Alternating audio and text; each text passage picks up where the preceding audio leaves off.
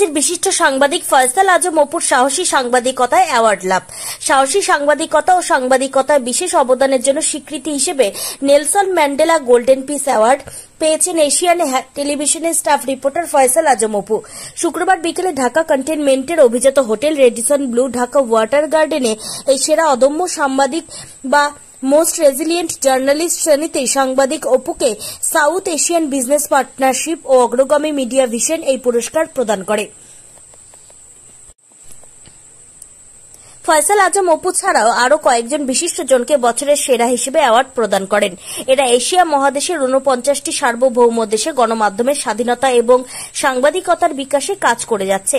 South Asia business partnership এবং অগ্রগামী media vision এক ঘোষণায় জানিয়েছে, পুরস্কারের জন্য অনেক মেধাবী ও সাহসী সাংবাদিকের নাম প্রস্তাব করা হয়েছিল। সংস্থা দুটি আরো জানায়, আমরা দেখেছি মুক্ত গণমাধ্যম এবং সাংবাদিকরা এখন অবিশ্বাস্য চাপের মুখোমুখি। বিশ্বসহ দেশব্যাপী সাংবাদিকদের সততা দেখে আমরা বিস্মিত, যারা চাপ সত্ত্বেও অদম্য সাহস নিয়ে সাংবাদিকতা চালিয়ে যাচ্ছেন। আমরা আপনাকে Nelson Mandela golden piece award দিতে পেরে গর্বিত।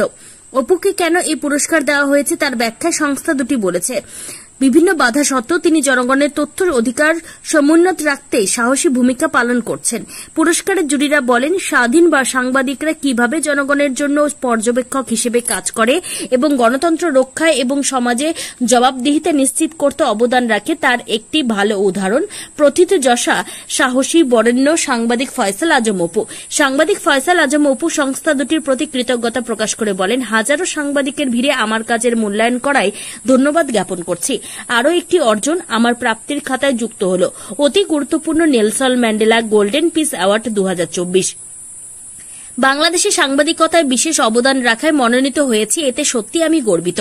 সত্যি এটি আমার আনন্দের বিষয়। তবে এই আনন্দ ও সম্মান শুধু আমার একার নয়, আমার শুভাকাঙ্ক্ষী, নিউজের ভক্ত, ভালোবাসার মানুষগুলোর।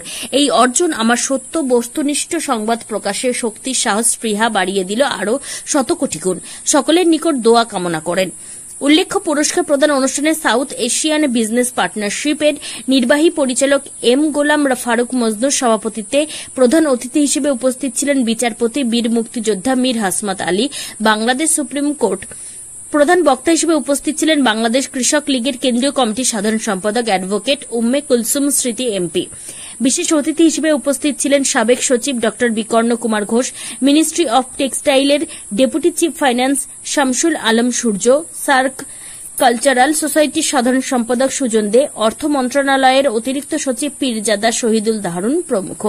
সঞ্চালনায় ছিলেন মঞ্জুর হোসেন ঈশা।